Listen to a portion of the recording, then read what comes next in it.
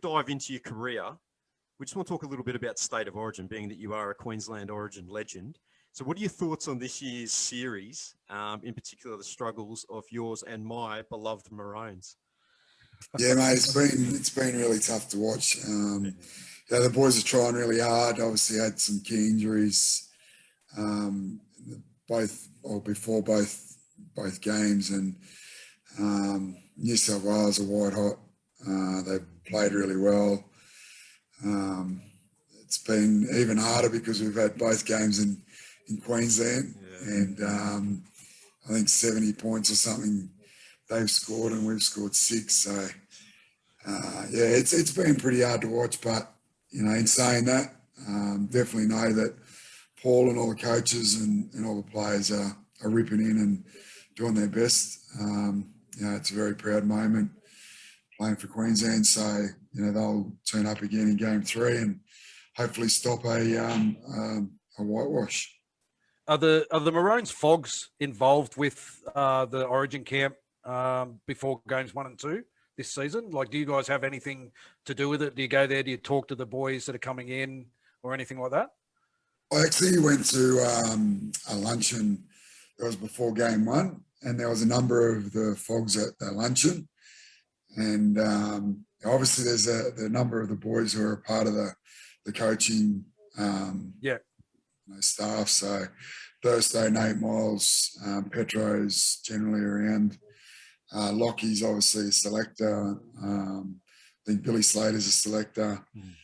So, there's a number of sort of the boys I played with that are either directly involved in the coaching staff or a selector. And then, what Paul does, he could potentially bring, say the game was in Townsville or in Brisbane, he might bring players in during camp. I haven't spoken to anyone to say that they did, but that doesn't mean they haven't. So, whilst on the topic of Origin, mate, let's discuss your Origin career, which was a pretty illustrious one. You made your Origin debut in Game 1 of the 1998 series at the Sydney Football Stadium, coming off the bench and scoring a try in a classic Queensland comeback, winning 24-23 the last game. So I think, Tony Carroll try, wasn't it? Yeah, big Tunza, yeah. How do you remember your first Origin experience? Well, I got a phone call. I didn't get picked in the team originally, but Thorny pulled out through injury, and I got a call late on the Sunday night to say that had happened and that I'd been chosen to come off the bench. So, mate, it was my dream. So I was so excited and got into camp, and I'm with all these players that I've watched and thought so highly of, and Wayne sort of put the pressure on me straight away. I suppose he said, depending on how you play, mate, on Wednesday night, it'll be the first of many, or your first and last. We had Jace Hetherington was in the team as well, who was at the Bulldogs. And the Bulldogs, we were the only team that defended up and in defensively, whereas every other team had slide defence. Defence, yeah. Wayne was drumming it into both Jace and I during that, but probably more so me. And then the other thing to add on top of that was I used to like to chase the kickers. So he had this thing that he didn't like. He didn't like charge downs because he felt that would give the opposition, more possession rather than you getting the ball or something happening for you. So he knew that I liked doing that. And, at training, all I wanted to do was not get in trouble from Wayne because, he's got this reputation of cranky. So he knew that, and he just yelled at me just to keep me on my toes because he knew how hard I was trying not to get into trouble. But I was terrified and excited and all that. And, Kevy Wilders, Alan Langer and the crew, they were all at their best, we got on the bus once and they sort of said, boys, if you got any, spare kettles or tea towels or anything in the room, Pricey's trying to get as much stuff as he can signed because this could be his last game. So help him out, that type of thing. So yeah, it was really big, mate. Wayne, having said that, I got on, and the first sort of thing I did, I suppose, it was fifth tackle, and I can't remember whether it was Joey or Laurie Daly in front of me, and I knew it was fifth tackle, and I knew what they did. So I thought I'll make a name for myself here, and I'll shoot out, get a charge down, and regather. I shot out, and he stepped me, and then I think he might have been passed it to Laurie, and then Laurie passed it to Tim Brasher, and Tim Brasher scored. That's right. I didn't get back to the try line. I was off. So, oh, wow. Origin was amazing. Well done. It was good while it lasted, eh? Good to see. Yeah, good to see you listen to Wayne. I'm sure he was happy. That's right. And I think half time I was on my knees begging him to put me back on, and he did put me back on. I don't know why, but he did. And my goal for that game was hang around Alan Langer, because stuff always happened around Alfie. Yeah. And when I scored that try, he put a kick in, and Adam McDougall sort of, I don't know how, but he missed it, and I happened to be there and got a try. So that was pretty exciting. And then, as you say, tons of scored in the last sort of minute and kicked the goal to win. So, it was incredible, mate. I look back on it, I did believe that I probably didn't deserve to be there, only because of how starstruck I was. Yeah. The players that I was playing with, and obviously the players I was playing against. And I probably played like that. I didn't play I didn't play the way of why I got chosen, put it that way. So I probably was like that until I actually got dropped from Origin. Yeah, and then came back. What it was all about. And I just had to be me instead of going into camp and staying out because you tried to fit in. Yeah. If you go to bed early, you go to bed early. You do what you do to prepare well. And that's something that Wayne was really big on, was basically whatever you needed, you would get. And on Wednesday night, you can only blame yourself if you didn't perform. So you prepare yourself to be the best player you can be for Queensland. And we went through a bit of a period where we weren't winning before we had that really good run. And Wayne sort of said that, one of the biggest mistakes you could make as a Queensland player is that coming in and putting that Maroon jersey on, you were 10 foot tall and bulletproof. And you'd win because you're wearing a Maroon jersey. Well, that was only the case because of what the players before us had done. And you could probably assimilate this with the All Blacks. But you were the current custodian, and you had to fulfill that jersey. So it wasn't the jersey that made the player, it was the player that made the jersey. Yep. Yeah. Way. So he also wound us back a little bit for you to think about your debut, because we had a pretty experienced team when Wayne coached us the second time, sort of early 2000s, when we weren't going that good. And he sort of said, when you're on debut, you don't know whether you're going to get another game. That's right. You're very excited, but you're nervous, and you'll do absolutely anything you can to play the best you can. You might make some errors, but you'll do it having a crack. Yep. And the more games you play, it's not that you get comfortable, but you know what's going to happen, and you don't take it for granted, but you're not on that knife's edge. And so he always wanted us to feel as though every time you play for Queensland, I want you to be feeling that excitement and enthusiasm and nervousness, more excitement rather than nervousness of your debut.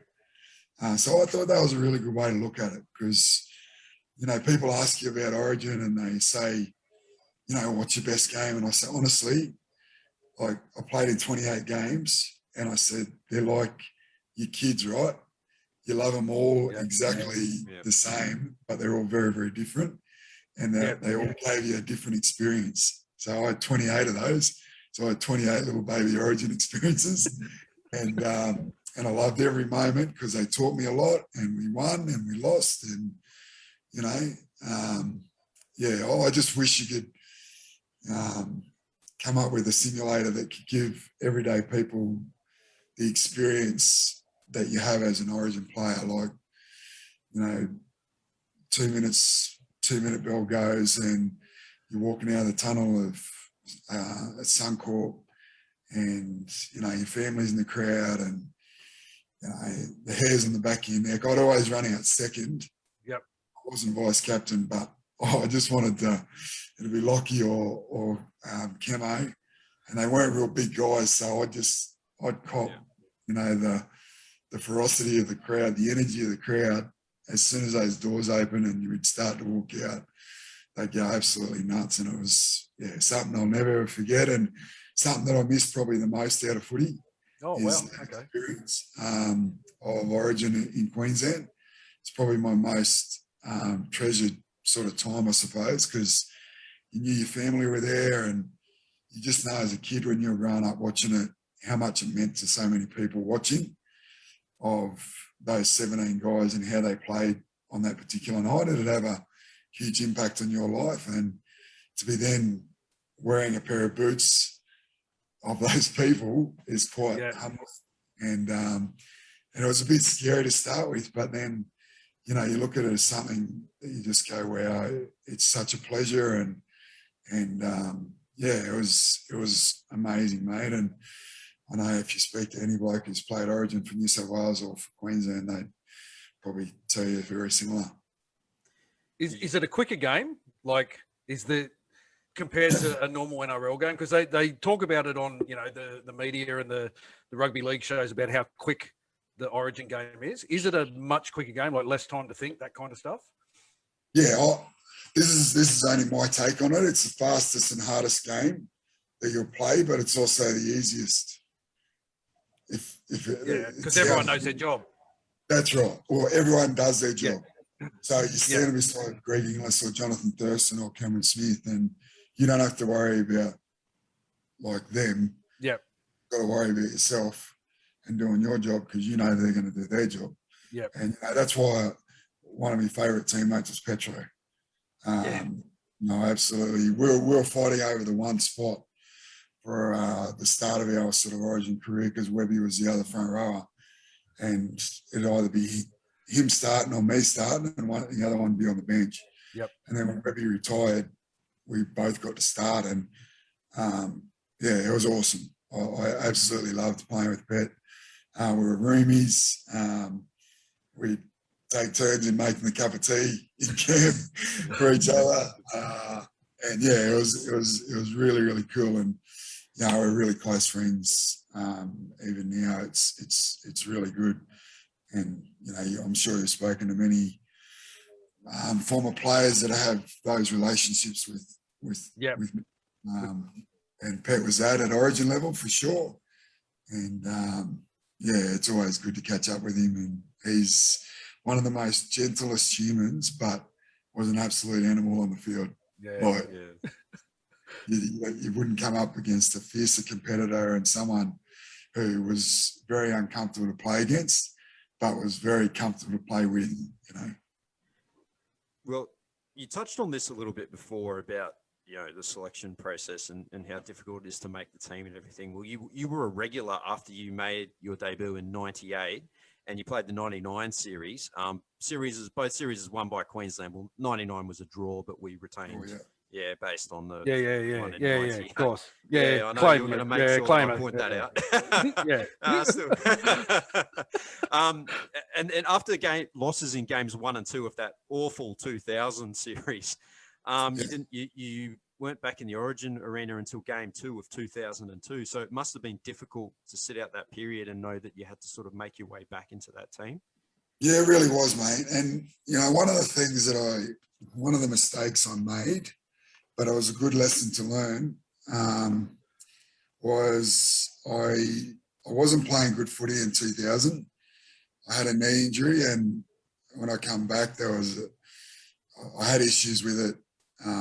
It's not an excuse, but I had issues with it. It wasn't until 2001 I was able to sort of get a bit more consistent. But I had a real good look at myself and how I was going. And when I sort of made Queensland and I played for Australia in '98, I sort of thought, I don't know why, but I thought I had to be someone else.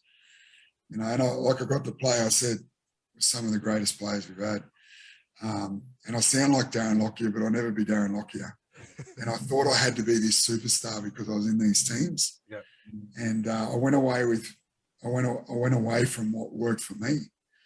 And the reason why I got chosen in those teams was because of me and what I did. Yeah. And I went away from that. And I sort of woke up one day and, worked out that all the hard work that I put in and all the reasons why I was able to achieve certain things that I did was because of the hard work I was putting in and the way I was trying to improve myself. And then all of a sudden I was trying to do stuff that I don't do, and it wasn't working. And we didn't have a very good season at the Bulldogs in 2000. 99, we got beaten in the last minute or two by Melbourne in the grand final qualifier for, them to go through. We were leading and we got beaten in the last minute. I think Ricky put a kick in and Matty Guy picked it up and ran the length or something. And then Melbourne went on and won it. 2000, we had a pretty bad year, and then 2001, we bounced back. And 2001 Origin, Queensland went in a very different direction. I went for a lot of the young guys, Carl Webb and Dane Carlaw and all of those sort of younger guys, and they had success. We're in those sort of emerging camps, and Wayne was the coach, and he knew how bad I wanted to play for Queensland again. And he just told me straight up, he goes, "You're not going to be in game one." He goes, "We stick loyal to the guys who did the job the year before." But he said, "What you need to do is to be playing the footy so that if it doesn't go the way we want it to, then, you're putting your hand up." So it was really good advice from Wayne. And I really worked hard, not just for that reason. At the Bulldogs, we needed to bounce back as well. And, we had a pretty good season, start of 2001 and for the whole of 2001. So 2002, was another good season from the club. Obviously an amazing season. We won 17 in a row and then had salary cap. But, unfortunately, game one in 2002, Joey Johns tore us apart with his kicking game. Game two, I was called into the team and Wayne just said, I don't care how many runs you do. He said, but I want you to be all over Andrew Johns like a rash. Whenever he thinks about going to kick it, I want you to be pretty much on top of him. He wasn't telling me to charge it. He wasn't telling me to charge it down, but he was telling me to pressure him. And I absolutely loved the challenge of playing Joey for that reason, because he was such a magnificent player and such an amazing kicker. Like, he revolutionised kicking, both probably in league and rugby. Yeah. You started seeing, even in the All Blacks, Dan Carter was changing how he was kicking, and, Johnny Wilkinson and all those sorts of guys all watched Joey, and banana kicks and all sorts of different kicks that Joey was doing. So for me, who liked the pressure kickers, Joey was Mount Everest. He was a man, and he'd get quite angry when you pressured him. And I just wouldn't say anything. And the more he got angrier, the more I knew. So I'm just going to keep doing it because. So game two, that was my job, and I did do a few runs, but we were able to win that game of 2002, and that was a drawn one as well, wasn't it? Yeah. Yes. Yeah, drawn series. Yeah. Because of 2001. So it was great to get back there. When I got back there, I was myself, and I wanted to prove to myself that I deserved to be in that arena. The previous, I think I had 5 games before that second stint, and I was an absolute extra. Yep. You know, we were playing with 16, if I'm being honest. I was in awe of the players I was playing with. I was in awe of the players I was playing against. I was trying to be someone else. It was really disappointing, but it was a great lesson to learn and a harsh one to learn. You know, to get that jersey taken away if you really, really hurt, and my Australian jersey did as well. I didn't get picked for Australia until I think it was 2005, 3 or 5. Might have been 3. Yeah. And I was there until 5, and we had that big loss to New Zealand, which I was at the Warriors at the time, and the Kiwis beat us 24-0 in England. Yep. And we were Good times. Yeah, whole heap of us got dropped there. And then I didn't get back in the Aussie side again until 07. Which again was a real opportunity for me to prove to myself that, you know, I deserved to be in that sort of arena as well, which was quite hard because I was playing a lot of my teammates at the Warriors, you know, for Australia. Yeah. Speaking of the Warriors, well, your origin, despite relocating to the Warriors, your origin career continues to blossom, which goes against the usual argument. And you're an integral part of the beginning of a Queensland dynasty from 2006 to 2009. What was it like to be part of that team? And what was Big Mal's secret? And how did he turn the corner from those previous years where the Blues had dominated us? Yeah, one of the reasons why there's many reasons or many little pieces of why I went to the Warriors, but one of them was Folksy wanted me to retire from wet footy. And the Warriors were really keen for me to keep playing rep footy. So I thought, going to New Zealand, I can still play Origin, I can still play for Australia if I'm playing well enough, which I want to be. And I sort of felt that if I was still playing in the NRL and I'd retired from rep footy, I felt as though that would have an impact on my club footy. So to have the support of the Warriors from that perspective was really exciting from my perspective. And I suppose when Mal took over, you know, as coach, what he did really well was he surrounded himself with people that were probably strengths for his weaknesses, and his strengths, you know, very good communicator, can create an amazing environment. And then he had the tacticians and the other people within that coaching group, the experience. And then, you know, 06, we lost game 1 by 1 point. Yeah. Brett Finch kicked a field goal. The media were all over us with regards to Gade's Army. There was Petro, myself, and Lockie. They were telling us they were too old. And Mel called us in before game 2 and sort of said, if we don't win this game, it'll be your last Origin to the 3 of us. So the young boys didn't know that. Like, I say young boys, it'll be funny because but the Cameron Smiths, the Greg Inglis's, the Peter Slaters, the Jonathan Thurstons had no idea. We absolutely wiped the floor of New South Wales in game 2 with a really aggressive technical technique defensively. Trevor Gilmeister did some really, really great work with all of us. And our target area was sort of your lower belly to sort of lower ribs. That was where our target area was. And we had some really good technical defenders like Dallas Johnson, Nate Miles, you know, who could really whack and were very, very good technically. Playing against Willie Mason, Marco Mealy, guys who sort of tore us apart in the first game through offloads. Well, in game 2, we ripped into them and drove them backwards, picking them up, driving them backwards, and they'd flick it out the back. And we actually got a lot of ball from that. They didn't like it at all. So 36-6, we won the game 2. We go down to Melbourne and sort of nothing went our way, but, you know, we won. And thing I love about that group is they're hugely humble. Some of them are going to be known as some of our greatest players we've ever had in the game.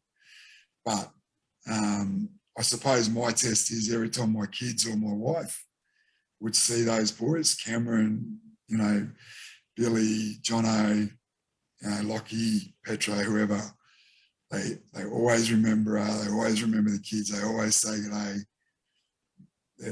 I just love that about those boys, and we had success. We're a really tight group and we had a lot of fun, both playing footy and away from footy. And that's something that Mel was very big on.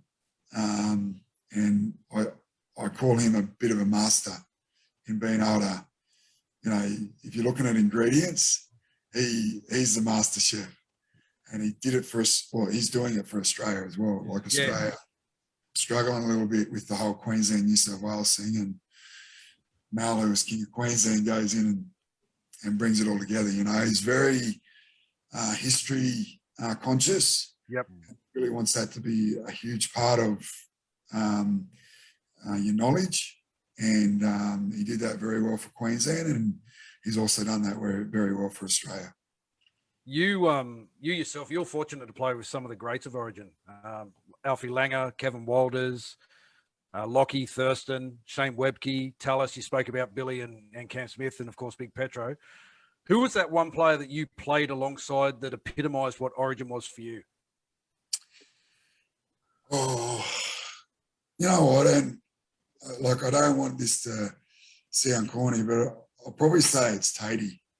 Yep. You look at his Origin career, and he's not sitting next to you, is he? No, he's not. And I don't want him to hear this. Really, oh, he will. We'll edit it out. Don't worry. He will. But, when you're talking about who epitomised it, I mean, he had 4 knee reconstructions. He's one of the most competitive, fiercest competitors I've ever met. And I've known him since he's 3 years old. So I've known him for a while. And, mate, every time he played for Queensland, he was one of the best players on the field. And he was out of position. Like, he was playing on the wing and he genuine centre, but it didn't bother him. He came with an attitude. His preparation was spot on. The impact he had on the wider group was outstanding. And, if he said something, he didn't say a lot, but if he said something, everyone would listen.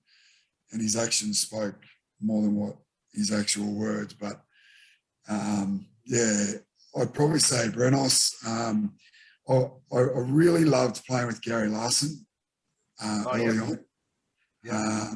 I roomed with him and I sort of trained with him when we did weights and that type of thing, and he's the ultimate professional. And then Petro,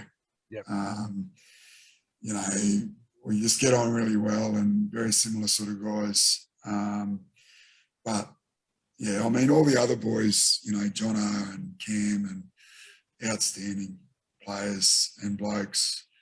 But those 3 would probably the standouts. The guy I idolised as a kid was Bobby Linder. And I wanted to be Bobby Linder because he was never the biggest name in the team, but he was a guy that you could sort of see that all the other players enjoyed playing beside. He absolutely played out of his skin every time he played for Queensland, and he wasn't dirty. He was fair, and he'd nearly get me in the match every time he played just because of the effort he put in. Yep. So I worked at Big Rooster in Toowoomba as a 15-year-old, and Bobby Linder came in at Christmas one year. I think I was 15, and I just couldn't believe it, like Bob Linder. And he ordered 1 large chips and a whole chicken, and he walked out with 3 large chips and 3 whole chickens. I raced out. Mum was always big on, if you do idolise someone and you get the opportunity to meet them, make sure you do, because you want to make sure that, your thoughts, matches up with how they actually are. And I've got to say, he was outstanding. Like, he didn't have to give me the time of day, but I've run out of my gumboots. I'm smelling like raw chicken in an apron, like absolutely no pants, but introduced myself and he gave me 5 minutes of his time. And from that day on, I really wanted to continue to try and be a rugby league player. And I saw Bobby only 2 weeks ago at a Men of League lunch in Toowoomba, and I told that same story, and he was blown away to sort of think that, you know, and he's been told a number of stories similar, and he said it just blows your mind to know how much of an impact you can have on young people. Yep. And he said it's very humbling, but it's good that, you know, you're doing the right thing to be able to influence people to go on and, you know, aspire to be the best they can in something that they want to do. So absolutely, one of the reasons why, you know, I'd always go back to Toowoomba every year when I was playing to my junior club to, I suppose, be that visual that it is possible, no matter where you're from, no matter what ability you got, that you can make it if you dream and work hard enough. You know, dreams do come true. So, yeah, I love going home to the school I went to the club I played for. They're back in the comp now. They went out for a couple of years, but, you know, we've had a lot of kids come through that club. Michael Witt, his brother Stephen, Jamin Lowe, Ben Lowe, Robbie O'Davis, Kurt Wrigley. We've had a whole heap. You know, Stephen Witt come through that club and sort of died for a couple of years, and they've just come back into the Toowoomba comp in Toowoomba, which is really good to see. Yeah. Just quietly, I'm having a bit of a Bob Linder moment at the right now. No, chickens in the mail, mate. You just on to wrap up your Origin career, you played your last game in 2009. Unfortunately, you got knocked out in a fairly spiteful end to that game there. How do you look back on your Origin career, though, as a whole in the Queensland jersey? Yeah, mate. That's the one thing people remember about my Origin career, and it's probably the most disappointing 20 seconds of my Origin career. It's never the way I've ever played the game. I think it's the only fight I've ever had on a field. It was the last minute of the game. All I can remember is I think the only reason why I did what I did was because I suppose during my career, I was sort of sick of turning the other cheek. I wasn't someone, I wasn't a fighter. Probably proved that in that 20 seconds, but you know, that wasn't my go.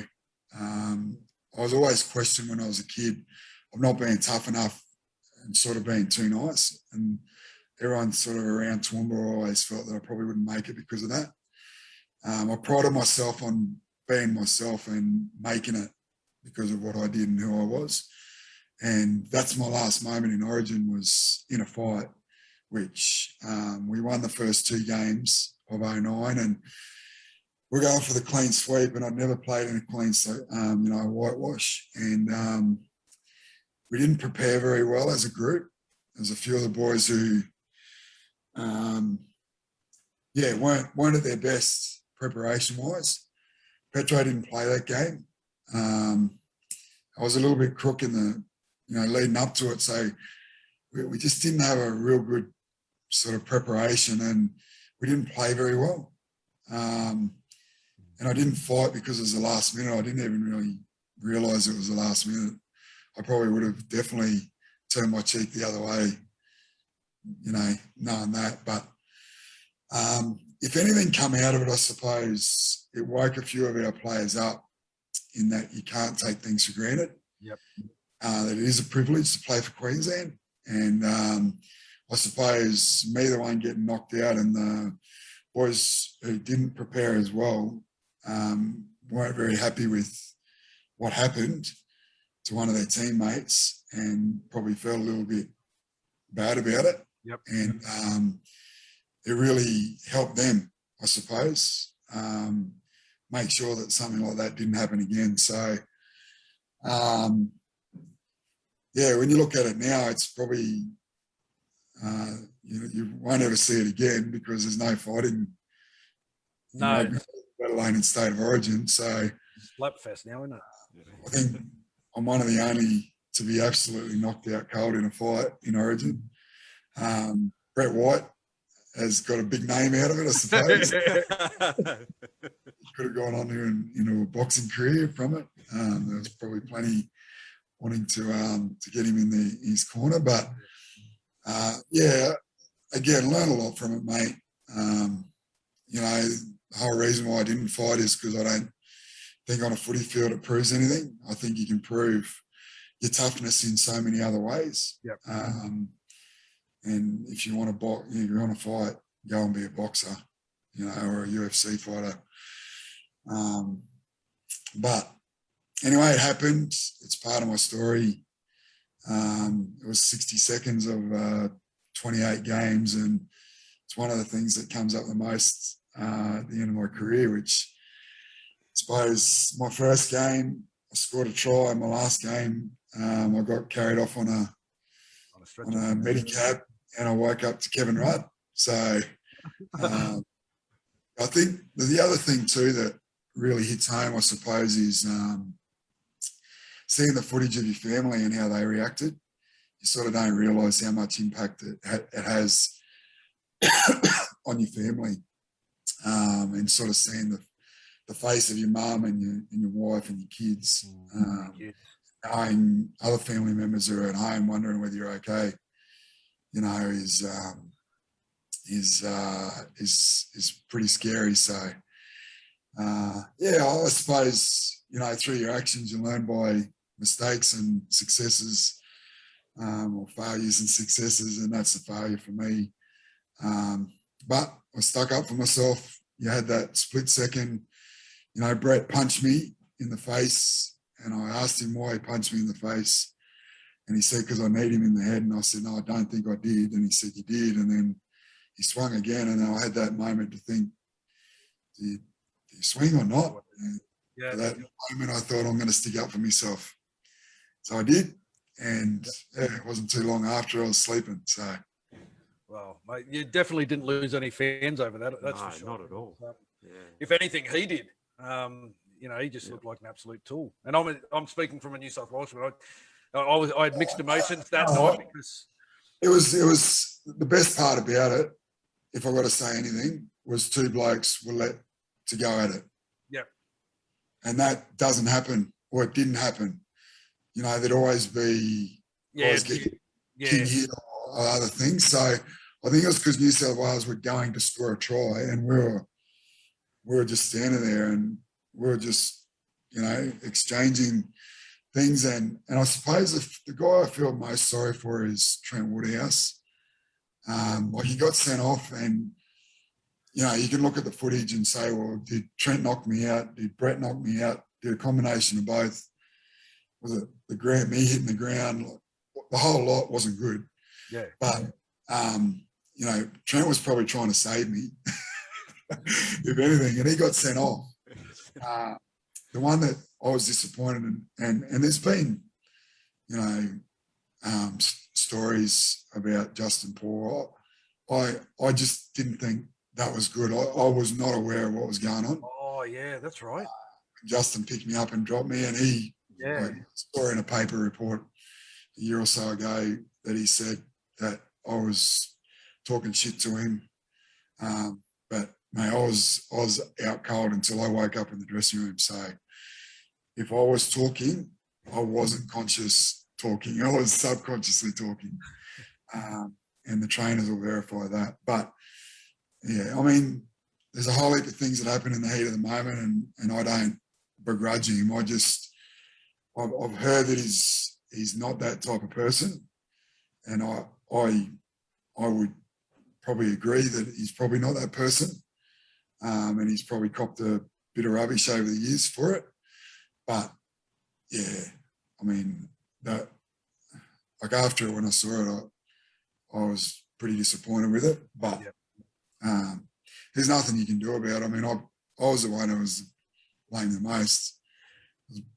I had a decision to make, and I made, you'd look back and say I made the wrong decision. that's not Justin Paul's fault. That's not Trent Waterhouse's fault or Brett White's fault.